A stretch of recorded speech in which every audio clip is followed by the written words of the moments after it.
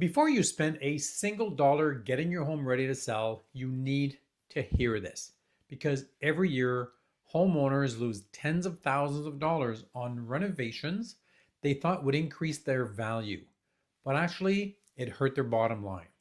And the worst part, most of them had no idea until it was too late.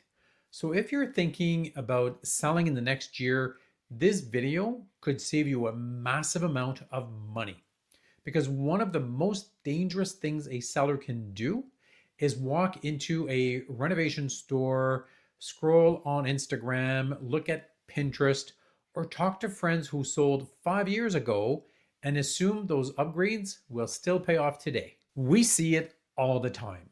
Homeowners will spend 20, 30, and sometimes up to $50,000 on upgrades that feel smart, logical, and responsible, only to find out later that buyers don't care, don't want to pay more, or worse, will still negotiate your price down. And that's frustrating because selling your home is supposed to be your biggest financial win, not a guessing game. So today, we're cutting through the noise. I'm going to walk you through which pre-sale upgrades actually deliver a return, which ones quietly drain your profit, and how to think like a buyer so you invest strategically and not emotionally. This is not a renovation video. This is a ROI strategy video. If you want top dollar without overspending, this one does matter. So grab a coffee, have a seat, and let's get right into it. The first thing is the dangerous myth of buyers will see the potential. One of the most common things sellers say to me is, we know it needs a little work, but buyers will see the potential. Somebody handy will love it and they'll be able to take care of it. And they can also just make it their own. Here is the reality of today's market. Buyers don't walk into homes imagining Pinterest boards. They walk in running their numbers. They're already stretched by the mortgage payments, the interest rate stress, the moving costs, the purchasing of all their furniture, the closing costs. So when buyers see work, their brain doesn't say, here's an opportunity. It says, how much is this going to cost me? How long will this take? What could go wrong? And the uncertainty kills the offers. Even buyers who want to renovate will still discount your price because renovation money feels bigger when it's hypothetical. That's why the move-in ready homes don't just sell faster, they sell with cleaner offers with fewer conditions. Your goal is not to impress the buyers.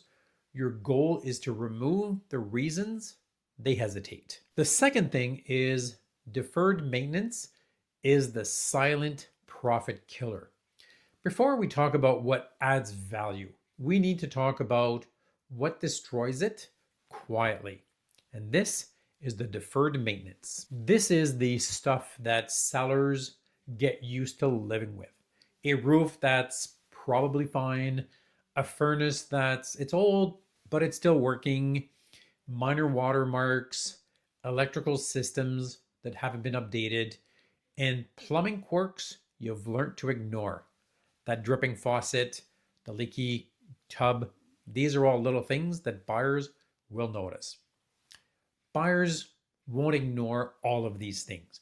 The buyers will assume if they didn't fix this, what else did they not fix? Even small issues can create big doubt. And once doubt enters the picture, buyers protect themselves by lower offers, adding the inspection conditions, demanding credits, or totally walking away from the deal altogether. Deferred maintenance rarely kills a sale outright, but it kills that leverage you may have. The third thing is let's fix what buyers can't unsee. We talk about these upgrades that aren't very exciting. They don't photograph very well, but they absolutely matter. First one is the roofing. Buyer may not know the roofing specs, but they understand age. An older roof becomes a negotiation tool, an inspection red flag, maybe, and a mental price reduction. You don't need premium materials, you need certainty. The next thing is the electrical and your plumbing. Outdated systems trigger fear or doubt. Even if everything works, buyers will worry about possibly insurance, safety, and maybe hidden costs.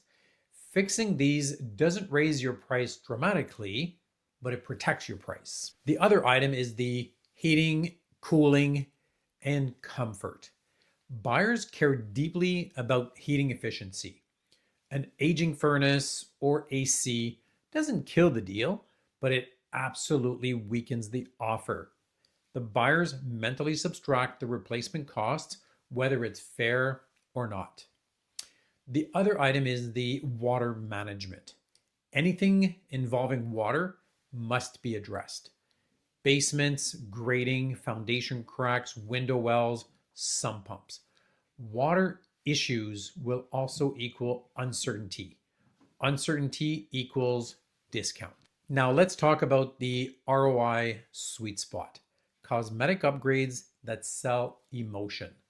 This is where sellers should be spending their money. These upgrades don't scream renovation, they whisper well cared for. First one is paint. Paint is one of the highest ROI upgrades that are available to you. Fresh, neutral paint makes the room feel larger. It brightens dark spaces. It creates that consistency and it removes that personal taste. Neutral doesn't mean boring, it means safe for the widest audience. The other item we want to talk about is the lighting. Lighting can date homes faster than that orange couch or your furniture. Updating light fixtures will instantly modernize a space, it will improve the mood, and it also improves the photography. Your pictures will come out much better. And photography, as we've talked before, matters more than ever. The next one is the flooring. You don't always need a full replacement. Sometimes just professional cleaning, repairing damaged sections, or removing a worn carpet can make a big difference. Buyers respond to cleanliness and continuity. The next item is kitchens and bathrooms. Strategic, not expensive. This is where sellers will often overspend. A full kitchen renovation rarely delivers the full ROI before you sell. What does work? Possibly painting cabinets, new hardware, updated backsplash, modern lighting, and decluttering those counters. Buyers want kitchens that feel clean, functional, and current. They don't need that custom kitchen. Now let's talk about the bathrooms. Bathrooms will sell hygiene and confidence. High impact, low cost upgrades. We're talking about new mirrors, updated lighting again, fresh caulking and grout, modern faucets, and neutral paint. A clean bathroom signals care. Next, let's talk about the curb appeal, the first emotional decision when the buyers arrive to your home. The buyers will decide how they feel about your home before they even open that door. Curb appeal doesn't require a big budget. It requires intention. Snow is cleared, landscaping is tidy, the entryway is clean, the front door is welcoming, and the lighting is functional. When buyers feel good walking in, they negotiate less aggressively later. Like one of my home stagers used to tell me all the time, you only get one chance to make a great first impression. So what rarely pays off before selling? So let's protect your wallet. These upgrades usually don't return their cost. A full kitchen remodel rarely brings that ROI. Luxury bathrooms, trend-heavy designs, finished basements done only to sell, and a highly personalized improvement. If you're doing it for you, make sure you get to enjoy it. If you're doing it to sell, think strategically. And this is how smart sellers will win. The sellers who win don't renovate the most. They renovate with intention. They remove the fear. They reduce the uncertainty. They protect their leverage.